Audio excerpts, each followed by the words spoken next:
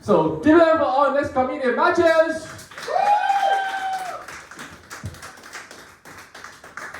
Yes, I'm definitely not a virgin. Definitely. Okay, guys, before I start, I have a question to you. Can I ask you a question? Yeah. Do you like the cinema?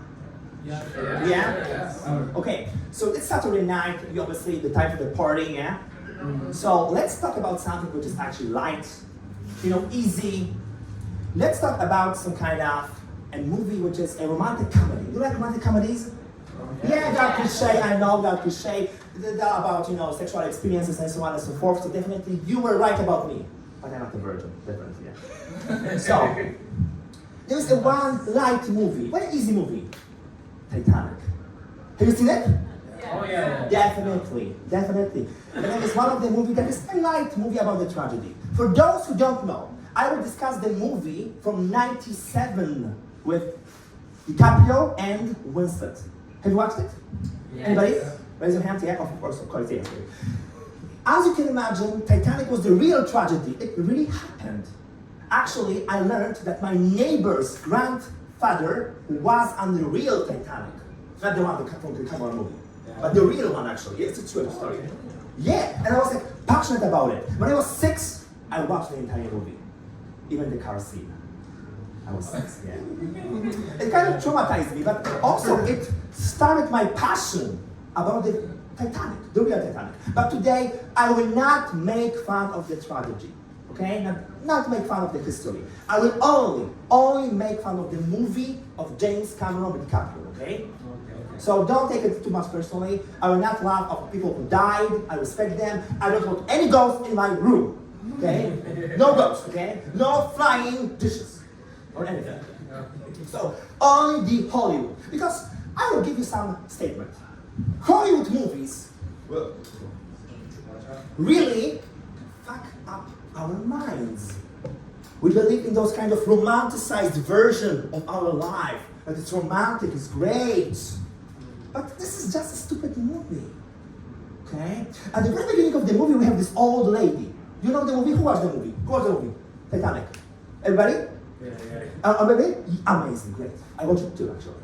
And this old lady telling the story. When I was a young girl, I was traveling Titanic. I was only 17, so you see. Did she really look 17? Rose from Titanic?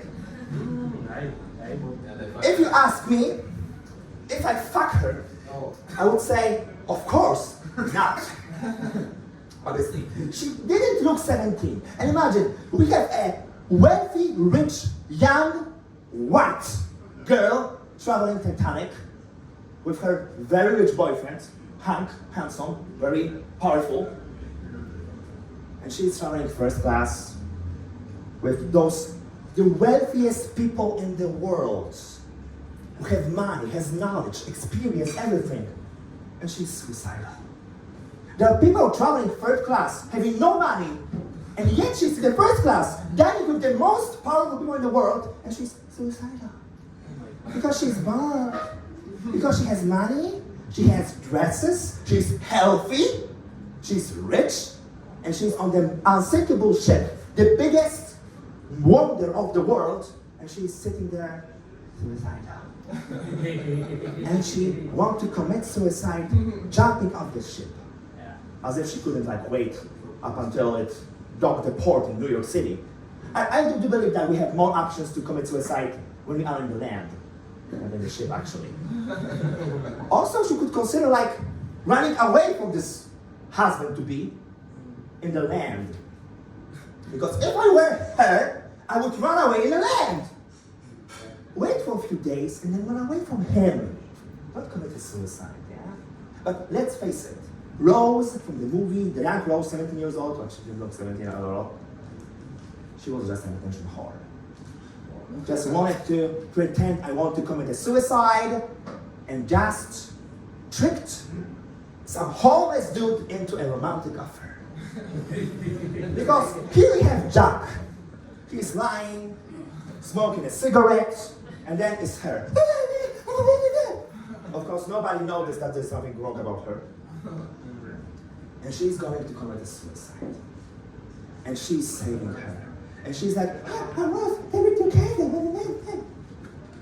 I wish she had fallen down the ship, but she didn't. And here we have this poor, really poor guy, not only when it comes to material gifts, but also his situation. He was really poor because he met her. And she's like, yes, let's meet together. And what bothers me here, we have this rich lady. She's tricking this poor guy into relationship. He is showing her one-legged prostitute. And she's like, oh, it's amazing. Excuse me. Join me, like your French girls. There is her husband-to-be. She's cheating on. And in this movie, I'm not talking about the real story, but about the movie, we romanticize a girl who's 17, he doesn't look 17, who's cheating on her husband on the ship with a homeless dude who's drawing her naked in the power suit her husband-to-be rented. And then she's putting the drawing into the safe with a note. Honey, you can have me and my homeless guy in your safe. And this is romanticized. And this is the biggest story of all time. But there's one thing that really bothers me about Titanic. My cousin told me, in this stupid movie, that by the way got 11 Oscars for some reason, Rose and Jack, their romance, distracted the onlookers in the crow's nest above, and Titanic actually hit the iceberg because of them, because of the kissing. And I was like, you're stupid.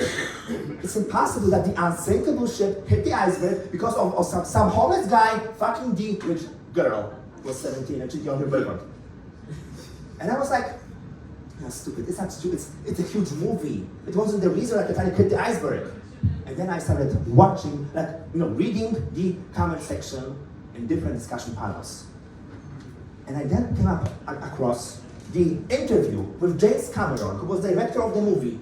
And James Cameron himself admitted, yes, Rose and Jack were the distraction to the onlookers in the movie. And that's why Titanic hit the iceberg. Because of this stupid, dumb, 17-year-old bitch cheating on his boyfriend. And fucking the homeless dude. The biggest, unsinkable ship hit the iceberg because of this bitch. Can you believe it? And the movie got 11 Oscars? And we are romanticized Rose. She's so amazing, so noble. No, she isn't. You know what actually bothers me the most? She got the place in the lifeboat. When Titanic hit the iceberg because of her, obviously. She got the place in the lifeboat. What does she do? She jumps out and goes to Jack. And then there isn't a place for Jack in a piece of wood. And she's giving. If this dumb, rich, white girl didn't jump out of the boat, Jack would have survived. And of course, she is like, I am so romantic. And lots of young girls is like, Rose is my inspiration. And now let's go to this scene when they are on the piece of wood.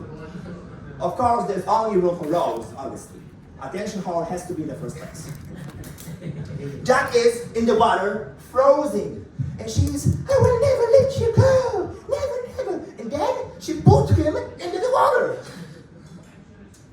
If there was my girlfriend in the water, because she would be in the water, I would kind of hold her hand up until the last time, believing she could survive. But no, she's like, go away, I will never let you go. And then she whistled. For the dumb bitch. Yeah. And then she's rescued. And the story is told by the old Rose. Of course, Rose survived the Titanic, yeah? And now she's old and everybody's like, oh, such an old, sweet lady telling the story. No, old bitch. She survived the Titanic. She let her biggest love of life die and let her go. And then go into the water. And then she's saying the story. Yeah? And you know what bothers me the most? There was this motive of the diamond, yeah? You know what? Heart of the ocean.